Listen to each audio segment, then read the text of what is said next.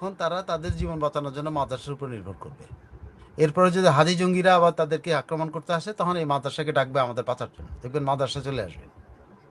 শেষ পর্যন্ত মতিউর রহমান এবং মাহফুজ আনামরা মাদ্রাসার ঘাড়ে চেপে মাদ্রাসার উপর ওদের নিরাপত্তার ব্যবস্থা করতেছে, মাদ্রাসাদের খাওয়াইয়া ঘুষ দিয়া।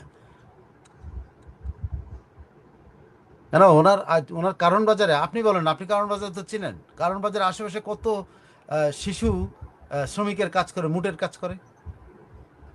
কারণ বাজারের গভীর রাতে কত শিশু ওই কারণ বাজারের ফুটপাতে ঘুমায় থাকে। তাদের তাদের অফিসের বারান্দায় কতজন ঘুমায় থাকে। না, উনি মাদ্রাসায় কেন গেছেন জানেন? আমি মাদ্রাসার ছেলেদের খাওয়ানোর বিরুদ্ধে না, গেছেন কেন জানেন? ওই দরকার হলে মাদ্রাসার ছেলেদেরকে উনি লাঠিয়াল হিসেবে ব্যবহার করবেন। কেউ যদি প্রথম আলোকে আক্রমণ করে, তাহলে ওই মাদ্রাসার ছেলেরা দৌড়ায় আসবে। জাস্ট একটা investment, just investment. Motiur Rahman আর মাহফুজ আলমের ইনভেস্টমেন্ট এটা। উনি সিকিউরিটি ঠিক করতেছেন যে এরপরে হাজিরা আসলে যেন আমার অন্যরা তো আসবে না, অন্যরা তো উল্টা হাজিদের সাথে আইসা ওনাদেরকে পিটাইতে আসবে, ওনারা যা যা অপকর্ম করছেন। কারণ মাদ্রাসার ছাত্রদেরকে তার লাঠিয়াল বানানোর জন্য এটা করতেছে। কোনো কোনো সৎ উদ্দেশ্যে না, কিন্তু এটা কোনো সৎ উদ্দেশ্যে না। তার যদি সৎ উদ্দেশ্য হতো, তাহলে খাওয়াই আবার প্রচার করে কেন? আপনি ভাই আপনার বাড়িতে আপনি আপনার কিনা আত্মীয়র জন্য খাওয়ান, আপনার মানে যার তাদের জন্য খাওয়ান, আপনি কি প্রচার চালান?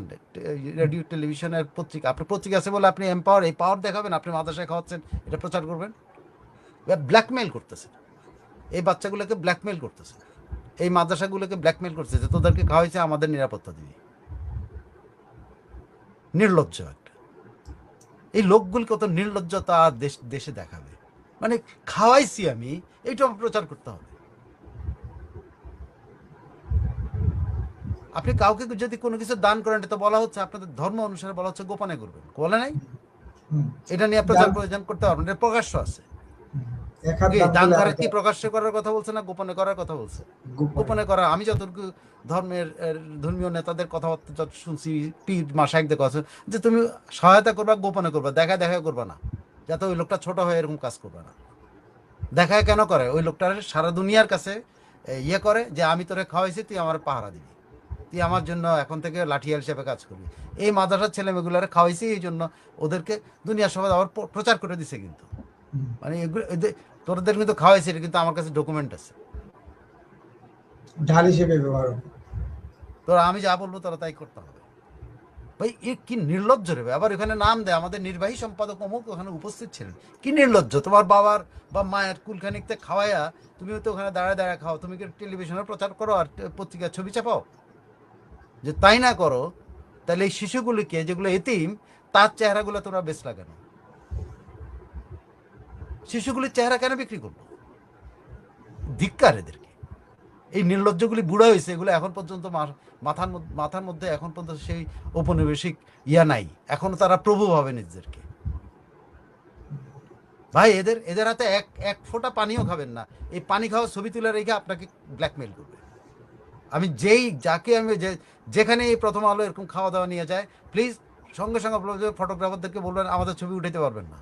যারাই খাওয়ায় প্লিজ, যারা যদি কেউ পারেন এই মেসেজটা দেবেন যে এরা যখন খাওয়াইতে আসবে ছবি তুলতে দেবেন না, কারণ আপনাদেরকে ব্ল্যাকমেইল করতেছে, আপনাদেরকে বেজ্জত করতেছে, আপনাদেরকে এতিম বানায় দিতেছে। মানে আপনি এতিম এটা কেউ জানতো না, এখন তারা আপনার ছবি চাপাই দিয়ে এতিম বানায় দিতেছে।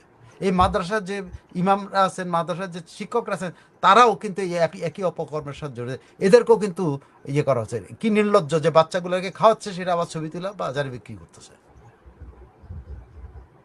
এই বাচ্চাগুলোর মা বাবার মনটা কেমন হবে? তার বাচ্চাদেরকে ভিক্ষা খাওয়াচ্ছে, আত্মীয় স্বজনের কেমন হবে?